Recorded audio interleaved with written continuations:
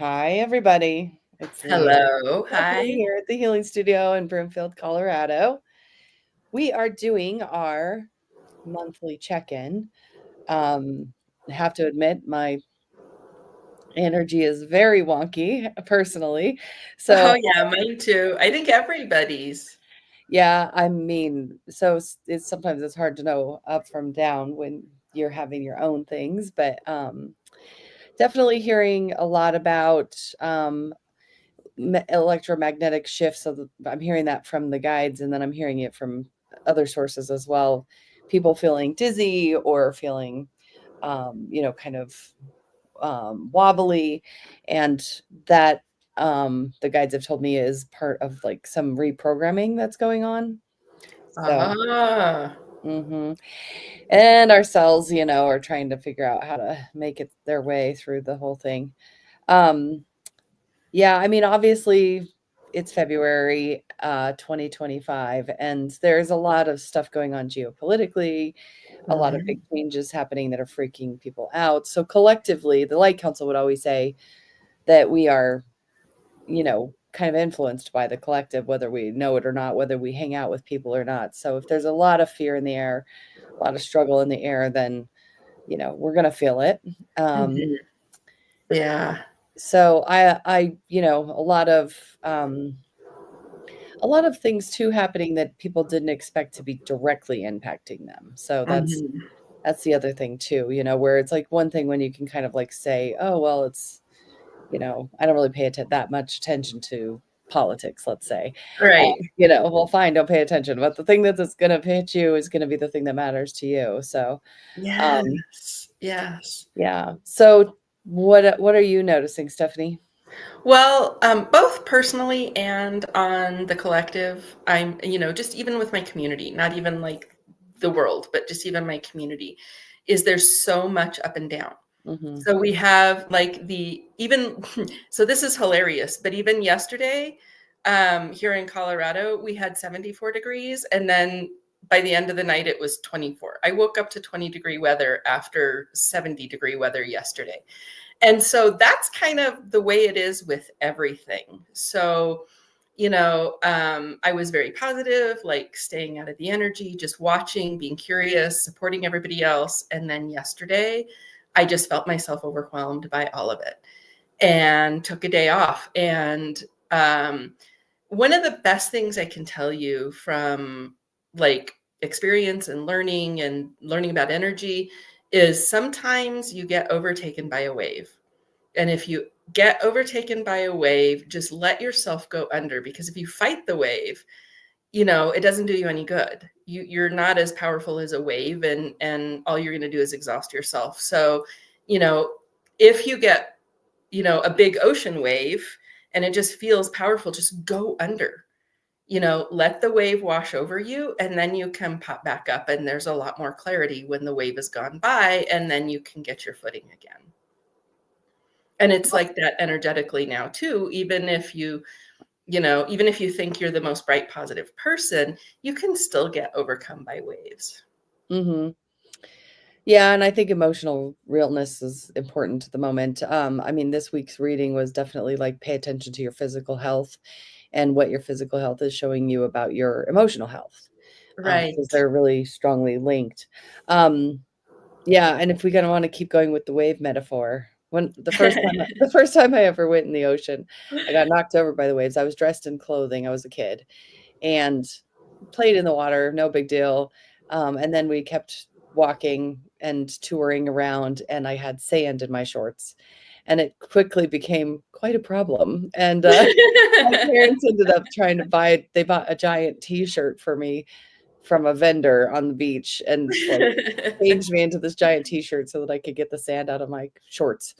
Uh, so, so that kind of is the unresolved emotion metaphor, right? So if you've been hit by the big waves, but you haven't addressed what the big waves did to you emotionally, it's gonna grind on you, and it's eventually gonna catch you and make you deal one Right. way or another. Right. So, um, yeah, I mean, I think too, the big ask is to stay out of adding to a story too much. like, especially if it's not happening to you, not to be like, "Oh, well, this also is going on," or whatever. Yeah, that's what the Akashic records have been saying. Um, there's a lot of chaos, and Mhm, there's going to be a lot of invitations into chaos. And just keep asking yourself, is this true for me in this moment right now? mhm, And then be curious and say, okay, is this affecting me in the moment? Because, even geopolitically and energetically and everything, you read a story one day and then the next day it's like, oh no, that's not a thing anymore. yeah. Or somebody's got it under control. Like, you think something's out of control and then you find out, oh no, we got this. We've got this under control. Well, and the free will thing, the guides keep pointing out, I mean, that's a law. That's a universal, unwavering law. So even if you feel controlled or taken over, you still do have free will. And, there's there's a lot of discipline required sometimes to execute that free will when you're feeling really victimized or, Yeah, lost. which brings me to another thing that I've been encouraging people is um, there's a lot of attempts to take away our power. Oh, we Mhm, just took away your power to do this. Oh, we just took away your power for that. And to come back in and realize that you have way more power than you think you do. mhm, We have way more power than we think we do. And to come back and go, okay, well, where is my power? What is my power? What can I do or think or feel in this moment? mhm, mhm. Yeah, well, and not to suppress anything either, not to be like, No. "Oh, I'm gonna change my feelings because I'm gonna force myself to feel something different." Vulnerable is good, especially to the people who've earned the vulnerability, the people that are close to you that you Yeah. have, close relationships with. If they don't know you're hurting or they don't know that you're going through something, they can't help you. They can't step up for you, right? And so just letting them know, letting them see helps them kind of meet you where you really are, not where you keep trying to pretend to Yeah. be, you know? Well, one of my favorite quotes that I've been sharing, and I think a lot of people have been sharing this, was from Dan Savage, and it was during another really intense time in the 1980s, and when the astrology was like really intense, and there were a lot of civil unrest at that time too. And he said, "We cried in the morning, we marched in the afternoon, and we danced at night."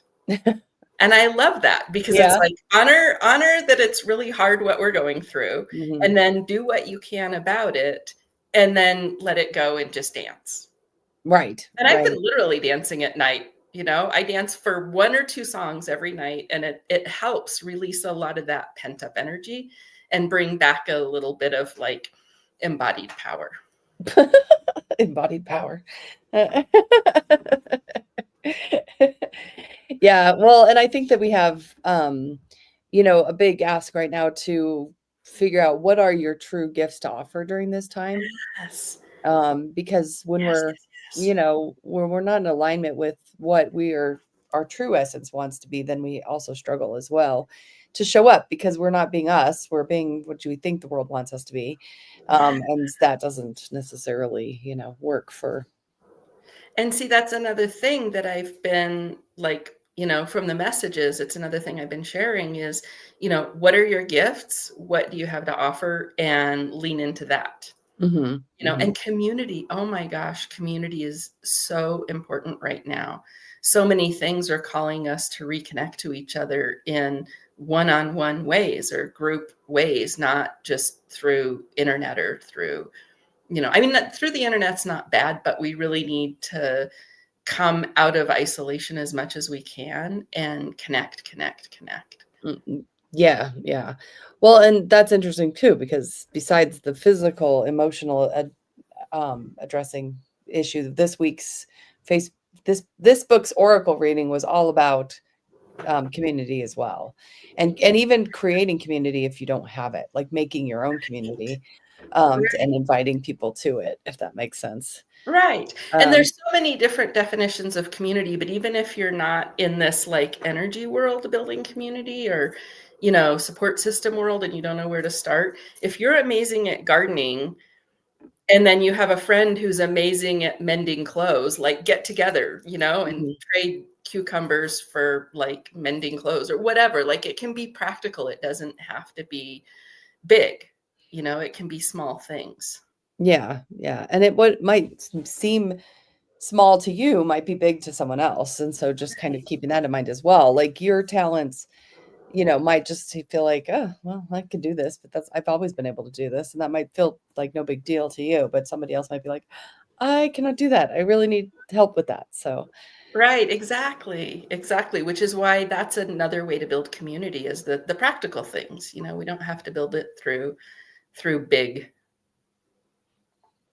yeah, yeah. Well, so and the other thing too, I'm seeing a lot of um with my clients is the importance of learning to recognize the talent around you and support the talent. So like if you're in a leadership role, it's really obvious. Like you're meant to recognize the talent in your teams and then Yeah, like nurture those talents and bring them up. But even if you're not in a traditional leadership role, like recognizing in someone else what maybe they don't recognize in themselves because yeah, sometimes because it's their gift, they don't see it. But if you see it yeah, and you're like, that is a gift the world needs, make sure to tell them, help them figure out how to express it, help them figure out how to get that talent growing. And yeah, then, hopefully somebody does that for you too, so there's right, a nice right. exchange going on there. Um, Lighting each other's candles. yes, yes, without losing your own light, right? Right, and sometimes a big wind comes and our light gets blown out and then somebody else can light ours. Yeah, yeah. I'm trying to think of what else, is I mean, there's definitely a lot of just, I don't know, heads down unconsciousness is the only way I'm gonna say it.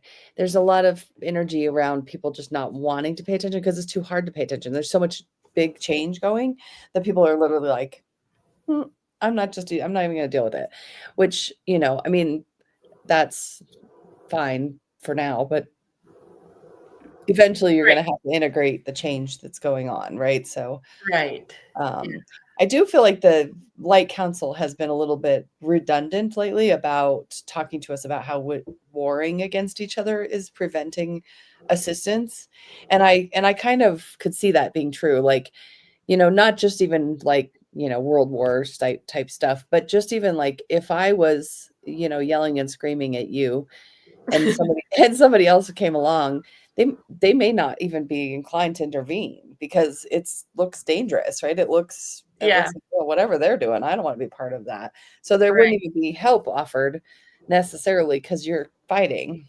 Mhm. Whereas if you were saying, "I'm struggling and I need help, can you help me?" And then you magnetize yourself to help and you allow that help in, I feel like that is what's being called too. Um, Yes, and on so many levels, personal mhm, and community and global, you know, just allowing ourselves and just noticing, like, keep noticing the helpers, keep mm, noticing the good, keep noticing the positive mhm, shifts that are happening because there's so much invitation to focus on, "Oh my gosh, this is terrible. Oh my gosh, that's horrible. Oh my gosh, this is really hard." But just look at, and I know I don't mean to be spiritual bypassing, but it still takes some looking for it. Like you can be in emotions about the hard stuff, but you can also look at where where there are helpers. mhm, mhm. Yep. All right, you guys. Well, that's kind of it for Stephanie and I this week. I've said this on my other streams, but I'm going to say it on this one too. Next month, we are not going to be on Facebook. We're just going to be on YouTube. And there's reasons for it that are multiple things, but that's where you'll find us. So it'd be best to go subscribe to my YouTube channel and keep track of what we're posting out there just to keep these streams coming to you. And if you want to reach out to us, there's definitely lots of different ways to find us. I'm going to put up let's see. Well, here's our website, healingstudionow.com. That's going to have all of our healers at the Healing Studio on there. Also events that we're offering, community that we're offering, all the things. And we're always, happy to just show up for you guys virtually as well. So there's lots of opportunities to do that. So, all right. Well, thanks for listening and go be amazing. Bye, everyone. Bye. Bye.